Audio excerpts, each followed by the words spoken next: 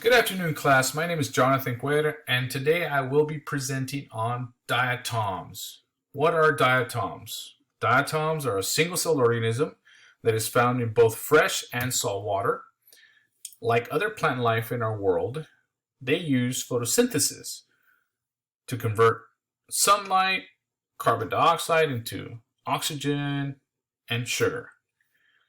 These organisms, these single-cell organisms, are also microscopic, which means you can only see them through a microscope. But being so small, they are still considered to be a major contributor to pollution control. And later on in this presentation, we'll see how. What are the different shapes that diatoms have? Well, there's over 100,000 types of diatoms. As you can see on the bottom left corner, there's a diagram there of all these different types of diatoms. But if you notice that there's only two distinguishable shapes, appendate diatoms and centric diatoms. On the right side, you'll be able to see an image that has a appendate and a centric diatoms. The appendate diatoms are considered to be bilaterally symmetric. This means that if you divide the appendate diatom, both halves would be the same. They're also considered to be a long, narrow, boat-shaped design. The centric diatoms, which is more circular, are radically symmetric, which means that the symmetry focuses around a central axis, kind of like a starfish or a sunflower. The structures of diatoms.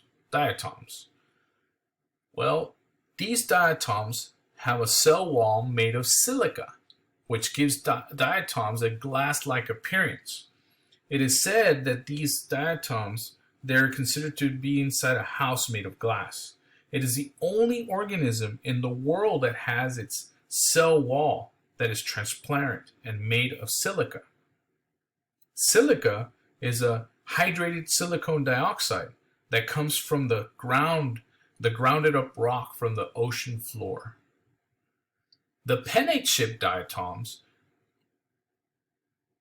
are the only ones that have raphe. Raphe allows these diatoms to move via valves that they have at the end of each diatom. As you can see, the upper right diagrams a diatom, and the bottom right is centric. Now, these diatoms are also considered to be diploids. This refers to the set of chromosomes that each organism has. In this case, the diatoms have two sets of chromosomes. This is why it is referred to as a diploid organism. This slide represents a reproductive cycle of the diatoms. Diatoms have two stages of reproduction. They're considered asexual and sexual. But let's go through the cycle. As mentioned before, diatoms are diploids. However, there is a stage in the reproductive cycle where they become haploids, which means it only has one set of chromosomes.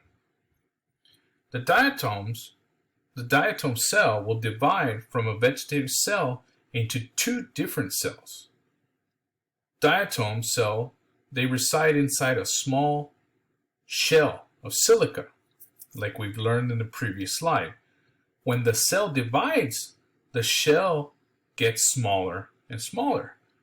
When the diatoms get to a certain size, they transition to a sexual stage that produces sperm and eggs.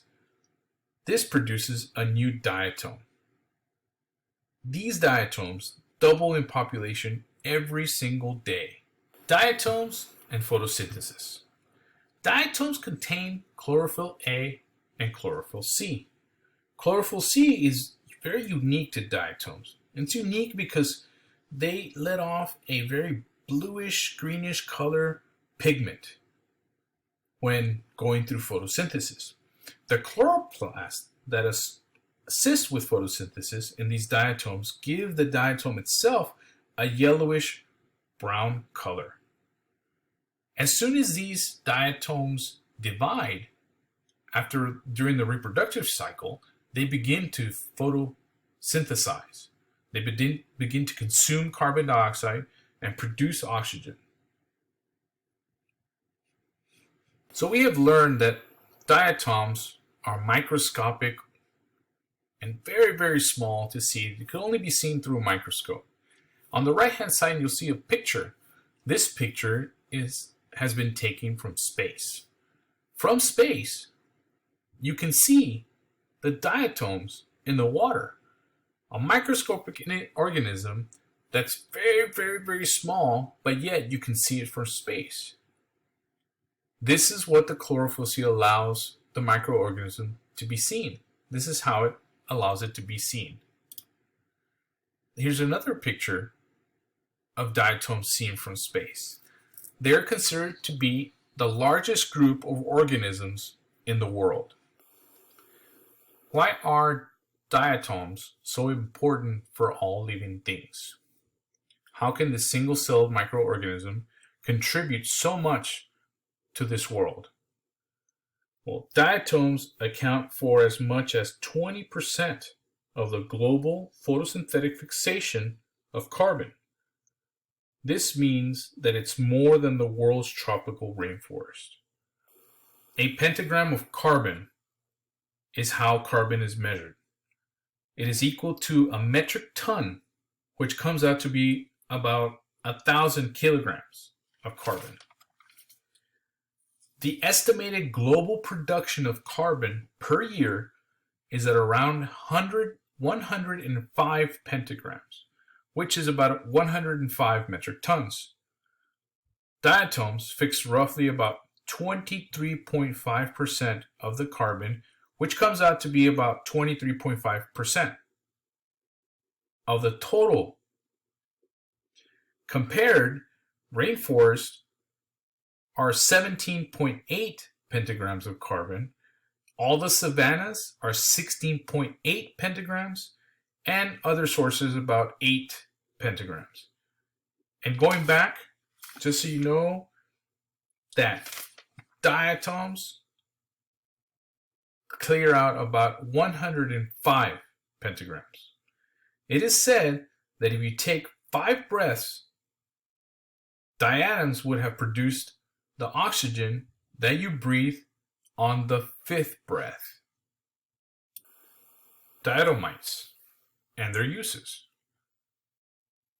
Diatoms are known to have been in existence for 200 million years. What are diatomites?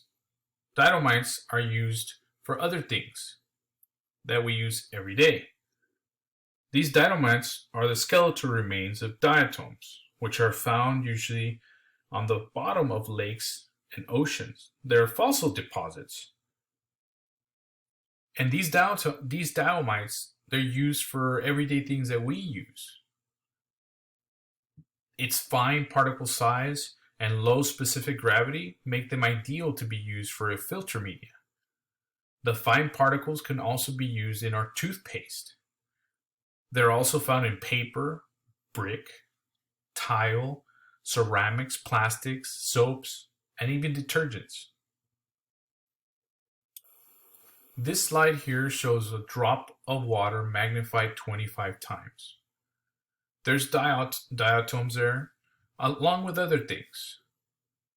But it was just a way to show you that just one drop of ocean water contains so much life, so much microorganic life. And that concludes my presentation.